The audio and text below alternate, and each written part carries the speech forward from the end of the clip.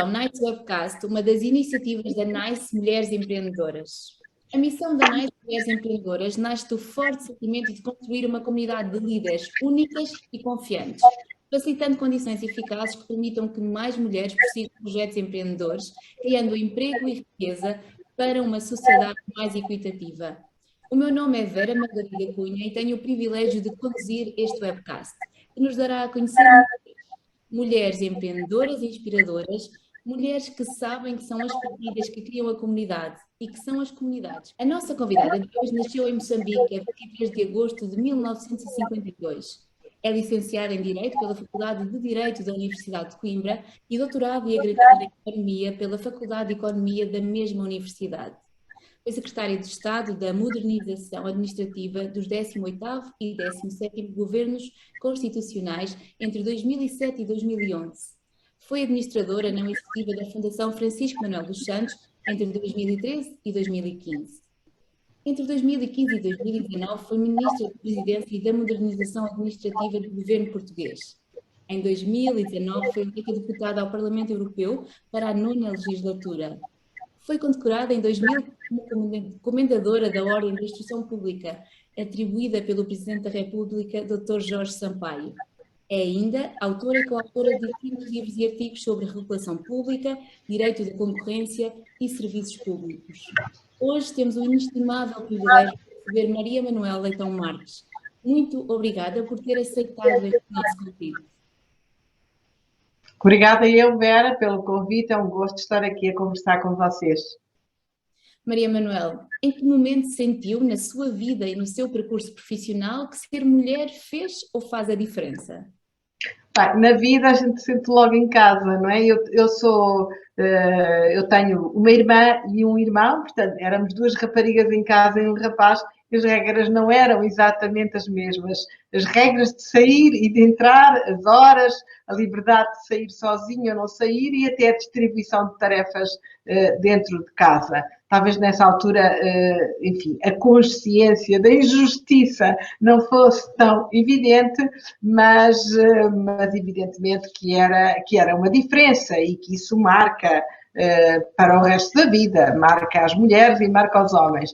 Depois, quando estava na universidade, embora não observasse ou não respeitasse essas regras, também se sentiam, talvez não dentro da universidade, não no trabalho propriamente dito de estudante universitária, mas a regras sociais relativamente às raparigas e aos rapazes. É uma área onde eu tenho muita atenção. Esses comportamentos sociais que às vezes castigam comportamentos femininos e para os mesmos comportamentos masculinos são considerados não só tolerantes, mas às vezes objeto de elogio. E dispenso-me dar exemplos, tenho a certeza que todas e todos, espero que alguns também nos estejam a ouvir, vão perceber onde é que eu quero chegar. Mas, enfim, eu isso devo dizer que sempre passei à frente e fiz aquilo que achava que devia fazer.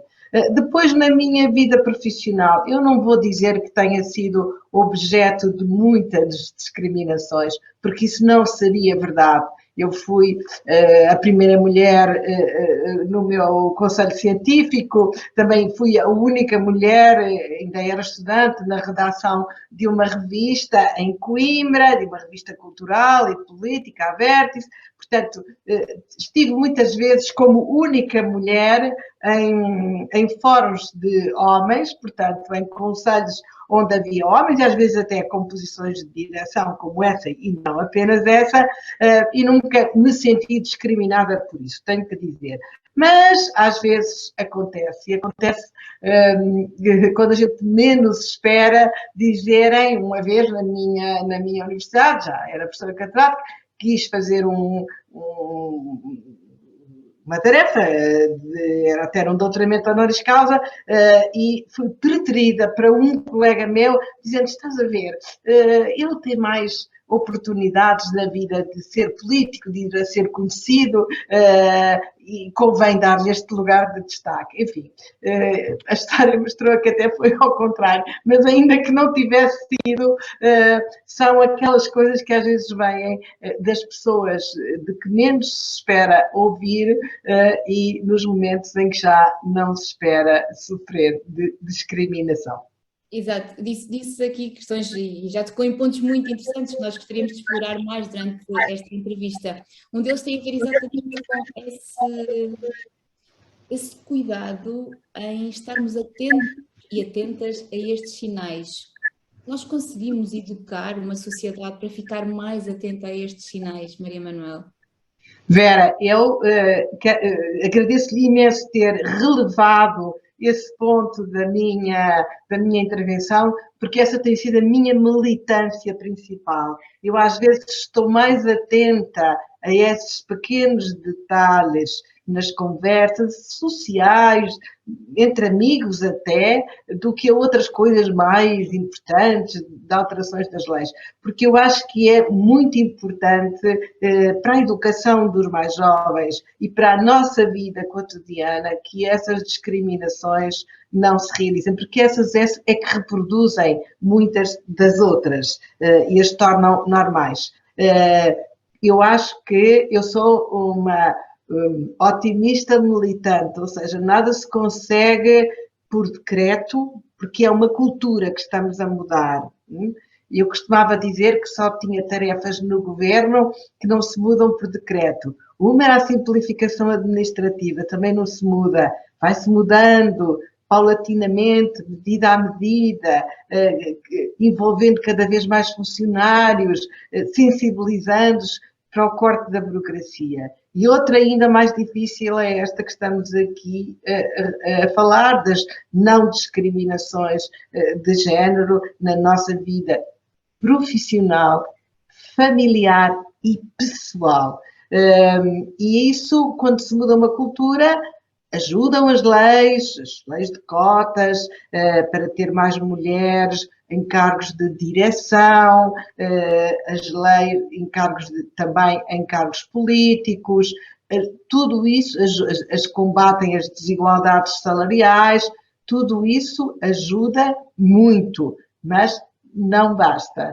Também temos que nós, mulheres que achamos que ainda existem discriminações, temos que diariamente, com o nosso comportamento e a nossa vigilância crítica, ou seja, chamar a atenção no momento certo.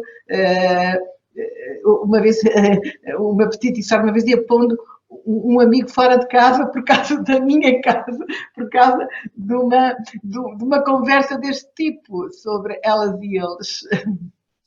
Sim, porque talvez nós precisemos mesmo de estar atentas, e a Maria Manuel referia isso até à sua experiência na universidade. Ou seja, estruturalmente, em termos de organização, não era muito evidente que existisse essa desigualdade, mas depois na vivência social ela realmente estava, e creio eu que na altura, bastante mais alicerçada, enraizada do que atualmente. E até aqui no Parlamento Europeu, que há muito cuidado, vou dizer-lhe, e as questões de género estão muito transversalizadas, há sempre muito cuidado na organização das mesas, mesmo quando não está nas regras, nos regulamentos, mas mesmo assim, quando se vão distribuir os lugares, veja, a Comissão dos Negócios Estrangeiros, que é considerada aquela da política a sério, a política dura, são quase só homens, que lá estão, a maioria de homens. A Comissão de Igualdade de Género, por exemplo, ou dos assuntos sociais, maioria de mulheres, já quase não há homens. Portanto, mesmo aqui, as coisas às vezes, sem se dizer assim, por trás das costas, combinam entre eles, a coisa vem já distribuída, mesmo aqui se notam ainda as diferenças. Mas muito menos do que já se notaram, deixemos aqui uma palavra de otimismo. Claramente que sim, é essa vigilância crítica de que falava e só ela é que permitirá efetivamente que as coisas depois se vão alterando. Nessas suas experiências em que foi a primeira mulher ou a única mulher a fazer parte certamente teve boas experiências, mas também terá retirado daí algumas aprendizagens. Quer falar-nos um pouco sobre essas experiências? Sim, olha, em primeiro lugar, a confiança. Deixa-me também contar-lhe uma pequena história que sempre me impressiona, porque às vezes nós dizemos, as mulheres precisam ter confiança no que elas sabem e no que elas são capazes. Mas muitas vezes aquilo que parece falta de confiança não é falta de confiança, é seriedade naquilo que se faz. Eu estive na semana passada na Venezuela, na missão de observação eleitoral, e estava numa mesa, na abertura de uma mesa de votação, enfim, para atalhar e não estar aqui a explicar com muitos detalhes, se não chegam os sorteados para a mesa na hora, entram outras pessoas que lá estejam. E estavam duas senhoras, duas pessoas educadas, portanto, pessoas com literacia média, pelo menos, uma delas até era professora, portanto, até acima da média, e eu perguntei-lhes se elas iriam, então, ocupar os lugares da mesa, e elas disseram, não, porque nós não fomos treinadas e isto é um cargo de grande responsabilidade. Presidir ou secretariar uma mesa de voto exige ser treinado para isso, e há uma formação, e nós não frequentamos essa formação. E estava um senhor também, um jovem, até assim, com quem eu falei a seguir, não ao mesmo tempo, e que me disse, vou para a mesa. E eu, como tinha ouvido a conversa, disse assim, mas foi treinado para isso. Não, mas isto faz-se. E, portanto, muitas vezes eu vinha a pensar assim, estão a ver aqui, não é só falta de confiança, é dizer, eu não vou ocupar este lugar porque eu não estudei para isso, porque eu não adquiri experiência para esse efeito, não tenho experiência suficiente para esse efeito. E, portanto, naturalmente, a minha probabilidade de falhar é maior do que se ele for ocupado por uma pessoa com experiência. Isto é uma atitude muito frequente em mulheres.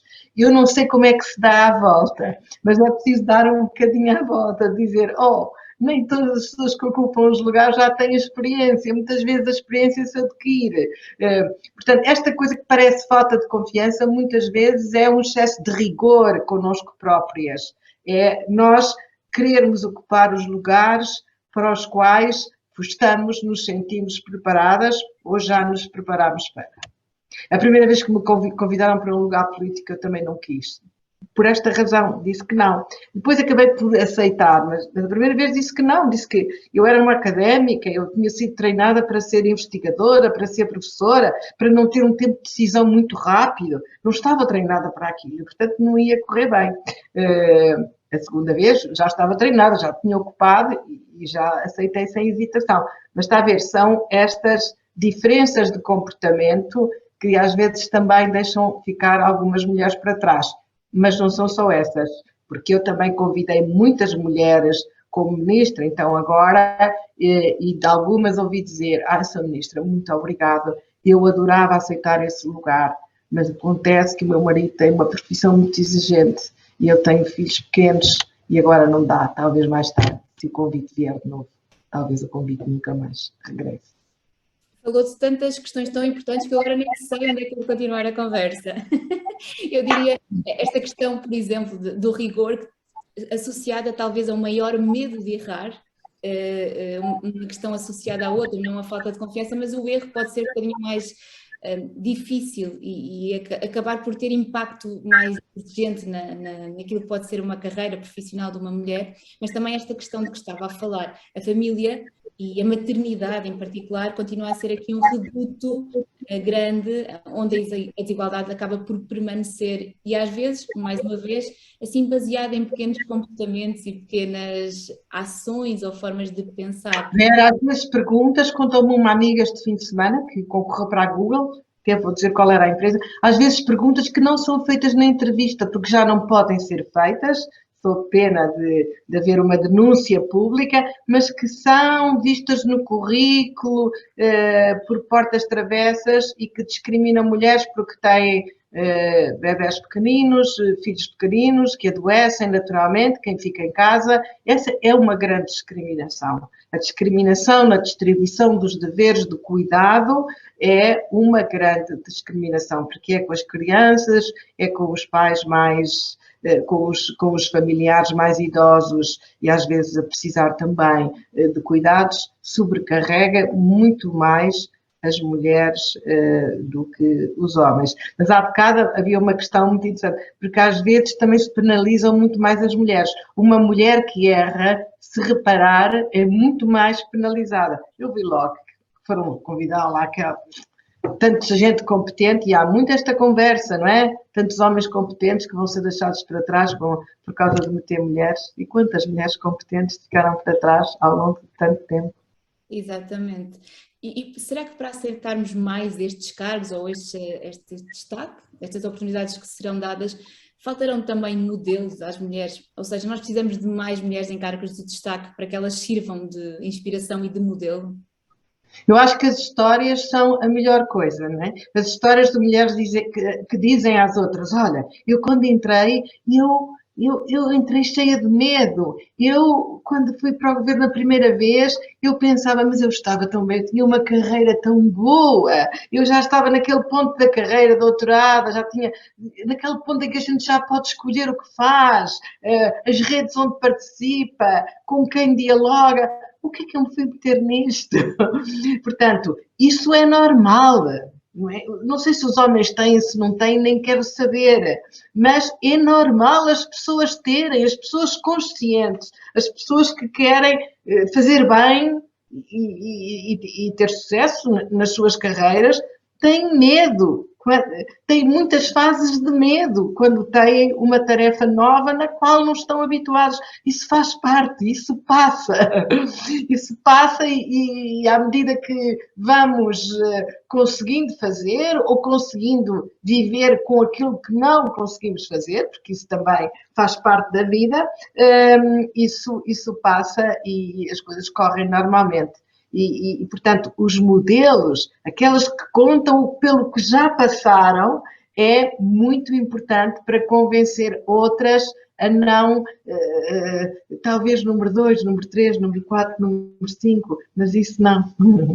Essa é uma das missões aqui da Nice Webcast, dar a conhecer efetivamente o percurso de tantas mulheres que já passaram por tantas aprendizagens e por mulheres empreendedoras que criaram crianças ao mesmo tempo, que se organizaram e que tiveram sucesso, e outras que não tiveram, porque há muitos homens que também não tiveram sucesso. Exatamente, e o sucesso é medido de várias formas, não é? E, portanto, o sucesso é bastante subjetivo. Claro que sim. Esta ideia de nós assumirmos que temos medo, mas que ainda assim vamos. A minha pergunta é no sentido de esta ideia de assumir medos não é assim muito bem vista. Pois, é capaz de não, mas aí é que as mulheres também têm que começar a fazer a diferença naquilo que as instituições valorizam e desvalorizam. Porque para as instituições, se eu tiver medo, estou até mais atenta, facilito menos, concentro-me mais, estudo mais, preparo-me melhor. Com certeza que há pessoas que fazem isso sempre e todas devem fazer isso sempre um pouco. Mas naquela fase em que estamos a aprender, sentimos que estamos ainda numa fase de aprendizagem, numa fase de menor conforto, estamos provavelmente mais atentos ou investir mais do nosso tempo, e isso só pode beneficiar as organizações. Portanto, vamos dar a volta ao texto e mostrar-lhes como é bom ter mulheres. Que as mulheres, na Dizer por Cima, têm mais uma outra característica, é que treinam para estar atentas a várias coisas ao mesmo tempo. E ia lhe perguntar exatamente agora, na sua experiência enquanto líder, que já teve muitos cargos de liderança, quais é que lhe parecem ser as características que nós associamos mais à liderança no feminino? E talvez começar a perguntar até pelo início. Acredita que existe uma liderança no feminino? Não sei, assim, dizer como uma marca, sem nenhum termo pejorativo, como um chavão, as mulheres são diferentes dos homens. Conheci mulheres que eram diferentes dos homens e conheci muitas que eram iguais. E conheci outras, nem muitas nem poucas, e conheci outras que eram iguais. Eu acho que depende um bocadinho. Há mulheres que mimetizam um bocadinho os homens nas funções, há mulheres que se assumem como são, às vezes mais alegres, outras vezes mais abertas, mais atentas às pessoas e às suas emoções. Também há homens que são assim, não é? Portanto, os homens também não são todos iguais nas suas lideranças. Já trabalhei com muitos homens e também não são todos iguais. Nós somos capazes de encaixar melhor uma crítica, de fazer dela uma oportunidade de corrigir, acho eu, do que eles que são sempre mais convencidos da sua verdade, mas isto não é verdade para todas e para todos. Portanto, acho que é muito variável. Portanto, não podemos assumir a liderança no feminino como uma forma de ser ou estar. Claro que a diversidade de cada um de nós depois também se reflete na forma como lideramos. Sim, um estudo mais aprofundado é capaz de permitir identificar características correntes e mais frequentes nas mulheres líder, que existem, que se repetem de umas para as outras e também nos homens, mas eu não tenho informação suficiente e da minha experiência, sei lá, já vi tudo. Que características, Maria Manuela, acredita que um líder ou uma líder deve exibir na relação com quem lidera? Na relação confiança, espírito de equipe, e o espírito de equipe é fundamental. Eu acho que a boa liderança é ao mesmo tempo alguma autoridade, um líder tem que ser reconhecido como líder pelos outros, mas ao mesmo tempo alguma sedução, seduzi-los para a missão. E eu só liderei equipas missionárias, digamos assim, né? Eu no governo tinha as minhas missões, e a minha grande arte, digamos assim, que é quase uma arte, era ao mesmo tempo que tinha que ter a autoridade e estabelecer prazos e ser rigorosa na apreciação, e eu sou muito picuinhas, tenho que reconhecer, na apreciação do trabalho que fazem para mim, portanto vai muitas vezes de volta para voltar outra vez mais bem feito. Sou picuinha, sou assim. Não sei se é um defeito, se é uma qualidade, mas às vezes parece uma qualidade, outras vezes é capaz de ser um defeito, porque um excesso de rigor. Mas eu acho que o excesso, habituei-me assim, ao rigor. Mas, portanto, temos que ter alguma autoridade, mas ao mesmo tempo eles têm que se sentir parte da casa, parte da missão, e têm que a sentir importante, não têm que estar ali a fazer uma coisa por fazer. E essa sedução, essa capacidade de atrair, é para mim uma característica essencial da liderança, senão ela transforma-se numa visão puramente autoritária de poder. Pronto, a ministra manda, a presidente do Conselho de Administração manda e os outros obedecem. Pode haver isso, mas literalmente assim, se for só isso, eu acho que isso não dá grande resultado. Maria Manuela, como líder tem sempre a capacidade de fazer as coisas mudar e mudar coisas, sejam elas o que É o que eu gosto mais. É o que gosta mais de fazer. Mudar coisas é o que eu gosto mais. Isso, essa vontade, essa capacidade surge-lhe de onde?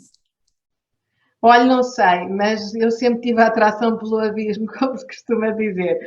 Quando era investigadora, eu tendia sempre a escolher como temas de investigação, não aqueles que eram fáceis e que produziam resultados mais rápidos, que era mais fácil de escrever, mas aqueles que eram mais estranhos e mais difíceis de chegar. E quando estive como secretária de Estado e depois, quando fui presidente do Conselho Científico da minha faculdade, só me meti em coisas novas, objetivos diferentes para atingir. E quando fui ministra e antes disso secretária de Estado, também o que eu gostei, na verdade, foram aqueles projetos mais complicados, aqueles que toda a gente, muita gente dizia impossível, daqui a 2 meses estás em Coimbra. Pronto, mas eu também nem queria sair de lá, portanto, não me importo de voltar. Eu sou feliz como investigadora e como professora universitária, não me importo nada de voltar. Agora vou tentar. Foi assim que eu ganhei a minha vaca voadora, porque era de tornar os impossíveis possíveis. Também tinha a sorte de ter um ministro, que agora é o primeiro-ministro, que também militava na mesma ideia de que não há impossíveis antes de serem tentados, não é? E eu gosto de missões difíceis e gosto de ver a mudança, gosto de ver quando as coisas mudam, gosto de ver o cartãozinho de cidadão quando apareceu o primeiro, eu fiquei contente porque tinha mudado e foi um projeto muito difícil e todos os outros, aliás, vou muitas vezes ao terreno, vou lá ver, vou lá falar com as pessoas, vou falar com os funcionários que estão a atender para ver a mudança, para ver as coisas a mudar. Não dá vida fácil, não dá assim uma vida sossegada, mas dá uma vida feliz. Mas também não é isso que procura, pois não procura uma vida sossegada. Não, também não é uma vida sossegada, nem na minha vida de tempo livre eu procuro uma vida sossegada. Já agora fui para a missão da Venezuela, assim, voluntária, porque com todo o gosto, que achei que era uma missão difícil, que era para ir. Exatamente. Portanto, tudo o que for missões difíceis, podemos contar consigo. Sempre. Missões difíceis. E quando são com um jeitinho de inovação, assim, de fazer coisas diferentes, mesmo daquelas que dizem se vai falhar, se falhar, eu dizia sempre às pessoas que trabalhavam comigo, que era quem inova e acerta sempre é porque inova muito pouco. Exatamente. Isso é claro, claríssimo relativamente à inovação. Não se pode inovar sem nunca errar pelo caminho. Sem nunca errar. Exatamente. Maria Manuel, a sua experiência na política é relativamente recente, comparativamente a toda a sua experiência profissional. O que é que a atraiu nesta área e como é que é ser-se mulher e política? Continuamos a ter ainda aqui alguma falta de equidade? O que é que me atraiu? Olha, atraiu-me, eu fui por um acaso, não é? Não, desta vez não, da outra vez, em 2005, fui muito empurrada, porque como estava a contar há bocado, a primeira resposta foi dizer, não, eu não tenho, não fui treinada para isso, né? Como aquelas que também dizem, eu também disse isso mesmo. Mas depois já o lugar já não era bem político, eu, como sabem, ainda estive 2 anos numa unidade de missão a aprender, como se costuma dizer, e depois, quando me passaram a secretária de Estado, eu já aceitei com gosto.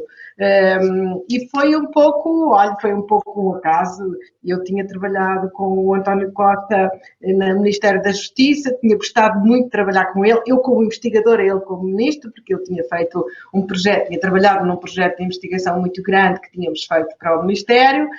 Gostei muito de trabalhar com ele, porque ele discutia as coisas com muito detalhe, lia tudo, discutia com os investigadores e, sobretudo, no final, pegava nos nossos resultados e transformava em políticas, porque muitas vezes nós fazemos investigação para a administração, para o governo, mas depois o relatório fica lá, não é?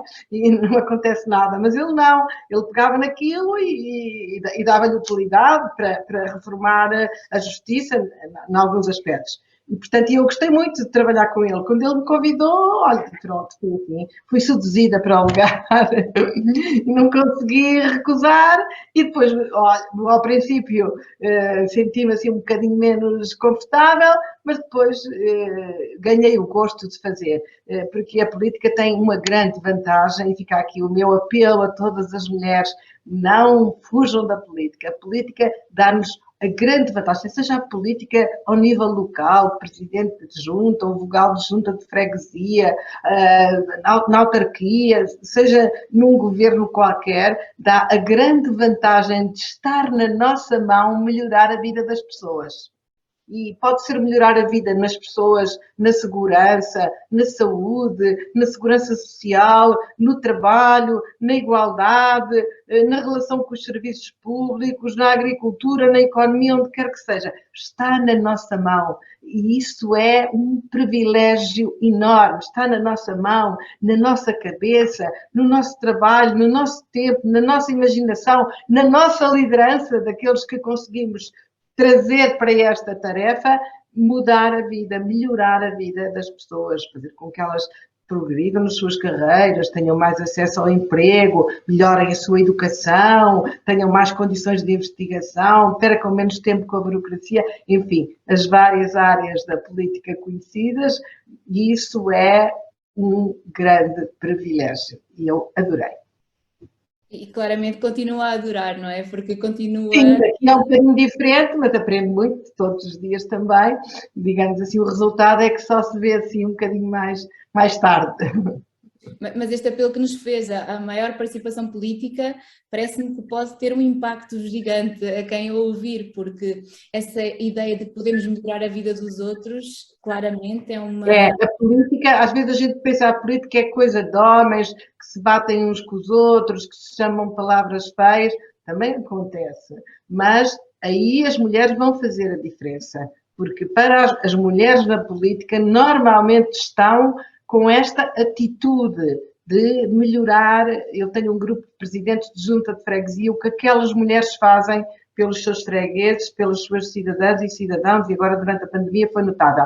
A política para todas, eu deixo aqui, é uma grande oportunidade de melhorar a vida das pessoas, e nós mulheres, normalmente, e aqui eu acho que é mesmo uma característica das mulheres, ou de muitas mulheres, vamos com esse espírito de missão para a política. Maria Manuel, tem experiência na política nacionalmente e internacionalmente. Nota aqui algumas diferenças significativas? É mais ou menos a mesma coisa. Agora, é muito difícil de comparar, porque a experiência nacional tenho a experiência executiva. Aqui é uma experiência diferente, parlamentar. Portanto, não são comparáveis, não é? Devo dizer que a experiência executiva é mais apaixonante do que a experiência parlamentar, mas para mim, que gosto muito de estudar e de aprender, o Parlamento Europeu é um luxo, digamos assim, nesse aspecto. Maria Manuel, também a sua carreira foi muito feita nas instituições de ensino superior, enquanto investigadora, enquanto professora. Como é que se sente que esta questão da equidade de género é trabalhada no ensino e particularmente no ensino superior? Quando eu era estudante não havia uma única professora na Faculdade de Direito de Coimbra. Uma única, zero. Creio que hoje esse equilíbrio de género nas instituições, em investigadores e professores, enfim, há de haver alguns desequilíbrios, mas não é um grande problema. Nos cargos de direção ainda é, mais ou menos, lá vamos outra vez para os cargos de direção, não é? Já discutimos aqui, não vamos retomar, porque isso se repete em qualquer cargo de direção, ainda é, mas já foi muito pior. Eu penso sempre que as instituições de ensino superior são locais privilegiados, em geral, porque lá chega a igualdade primeiro do que chega nos outros lados, e as discriminações são menos toleradas do que são nos outros lados. Esperemos que assim continue. Maria Manuel, o que é que gostaria de ter aprendido mais cedo em relação a esta questão da igualdade de género? Sim, gostaria de ter aprendido, gostaria de ter sido militante mais cedo de algumas causas, porque todas as que estamos a discutir aqui são muito importantes, mas por vezes, e eu agora tenho a oportunidade de o fazer aqui no Parlamento Europeu, por vezes esquecemos-nos, e não nos podemos esquecer, nós mulheres empenhadas, nós mulheres empreendedoras, nós mulheres em cargos de direção, nós mulheres que fazemos blogs tão interessantes como este, e que não nos podemos esquecer de todas as que estão a ficar para trás no mundo. com a pandemia, muitas meninas deixaram de ir à escola para sempre, não é deixaram de ir à escola enquanto estiveram confinadas, é deixaram de ir à escola para sempre. No mundo há ainda muitas meninas a quem não é permitido estudar, a quem não é permitido escolher com quem casar, meninas que são privadas da sua sexualidade através da mutilação genital, e estas são lutas que não podemos deixar para trás. Às vezes ficamos um bocadinho na nossa bolha e esquecemos-nos de trazer para o nosso dia-a-dia os problemas destas mulheres que não têm voz, se não formos a voz delas.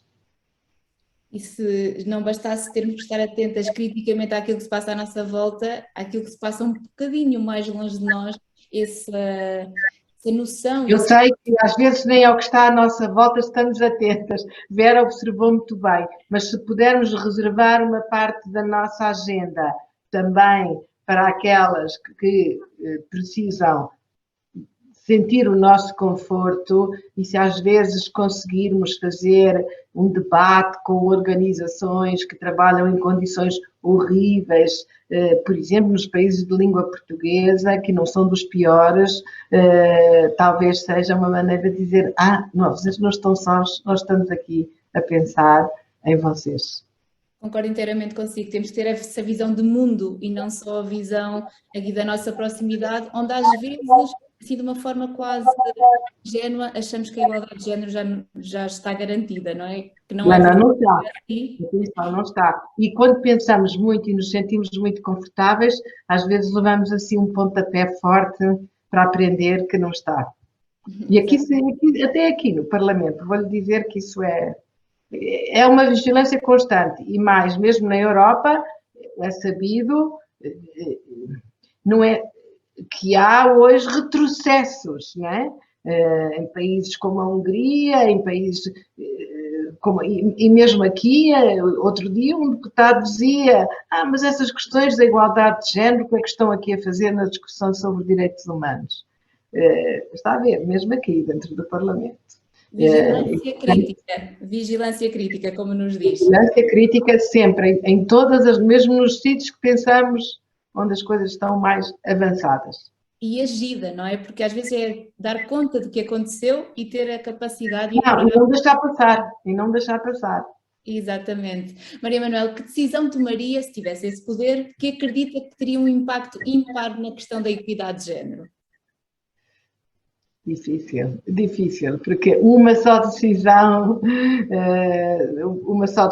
difícil, mas se eu tivesse só uma moeda para apostar, eu apostava na educação das raparigas que não têm acesso a ela. Se tivesse só uma moeda, era aí que eu a colocava. Muito bem, vamos chegar agora aqui à segunda parte da nossa entrevista, aquela que chamamos Nice Q&A, conjunto de perguntas mais diretas para respostas mais diretas. Maria Manuel, qual é o livro da sua vida? Pois essa pergunta é aquela pergunta que me fazem sempre e a que eu nunca consigo responder. Uma vez respondi que eram os Sonetos de Camões, porque foi aquele livro que eu soube de cor primeiro. Sei lá, tinha 12 anos e adorava e sabia todos, ainda hoje sou capaz de dizer alguns, mas não é o livro da minha vida. E eu costumo dizer que o livro é sempre aquele que eu estou a ler e não consigo parar. Aquele livro que me está a apaixonar no momento. Eu adoro biografias, por exemplo. Normalmente as biografias, mesmo aquelas que são altíssimas, como a do Obama, que foi a última que eu li, eu leio de um trago e fico triste de me ter que ir dormir à noite para não poder ler mais um bocadinho, e chego a casa e vou pegar no livro. Agora, por exemplo, estou com um livro que nem é um romance, nem é um livro de história, que gosto também, nem um livro de viagens, que eu sou fascinada pela literatura de viagens, mas é um livro de Por que Falham as Nações, de uma questão que me preocupa muito, que é porque é que a desigualdade persiste no mundo e há países que conseguem combatê-la melhor e outros países ricos onde ela só se aprofunda. E é um problema que me intriga e é o meu livro de hoje. Não o meu livro da vida, mas o meu livro de hoje. Qual é a frase da sua vida? A frase da minha vida, também podiam ser várias, mas escolhi uma, que já escolhi uma vez, e que que sou muito eu, a vida é maravilhosa se não se tem medo dela. É uma frase do Charlie Chaplin, que me é muito cara porque é como eu sou, eu adoro a vida, eu adoro viver. Há coisas que eu não tive na vida, mas as que eu tive compensam sempre aquelas que eu não tive. E a vida é só uma e eu aproveito, e mesmo quando estou triste ou quando alguma coisa não me corre bem, eu tento recompor-me. Eu sou uma pessoa muito resiliente, como se costuma dizer. Eu já tive alguns choques, mas eu recomponho-me rapidamente para não perder triste uns minutos da vida, porque ela é maravilhosa. Quem é a mulher da sua vida? Também não tenho várias, sei lá, todas as da minha família, a minha tia querida que vigiava na televisão se eu pintava os lábios e dizia, oh, querida, o batom, esqueceste do batom? O batom, nunca te podes esquecer do batom, uma tia que me adorava e que eu adorava e que já não tenho cá, mas na verdade não vou dizer que ela foi a mulher da minha vida, houve muitas e eu não consigo escolher uma. Há muitas que eu gosto, porque resistem em determinados momentos, porque tomam determinadas atitudes, porque escrevem livros magníficos, como a Carolina Criado Pérez, mas não vou dizer que são as mulheres da minha vida, porque gostava de as conhecer por dentro também, noutras circunstâncias. Admiro determinadas atitudes, mas não sei se são as mulheres da minha vida. Qual é a sua característica mais empreendedora?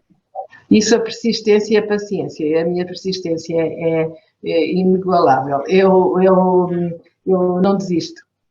O meu marido também diz assim: tu abres portas onde elas estão cerradas com cofres, porque vou, dou a volta, falo, tento, continuo, volto, e tenho paciência para fazer isso, mas sou muito persistente. Qual é o projeto que mais a inspira? Os mais difíceis, já lhe disse, os mais difíceis e os mais inovadores. São sempre, se eu tiver que escolher entre um fácil, mesmo que me dê a mesma posição, que me renda politicamente o mesmo, ou mais até, que me traga a mesma remuneração, a mesma linha de currículo, como se costuma dizer em termos académicos, eu escolho o mais difícil. Isso aí, tenho vários exemplos que lhe podia mostrar. Qual é o seu sonho para um futuro próximo?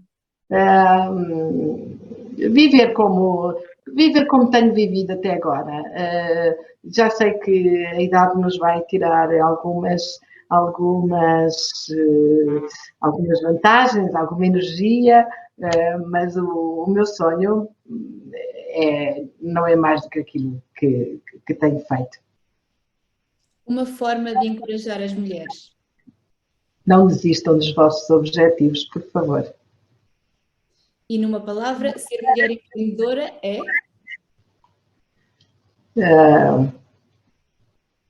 É ser mulher.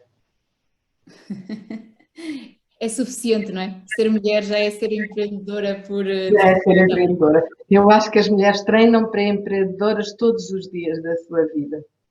Elas é que não sabem.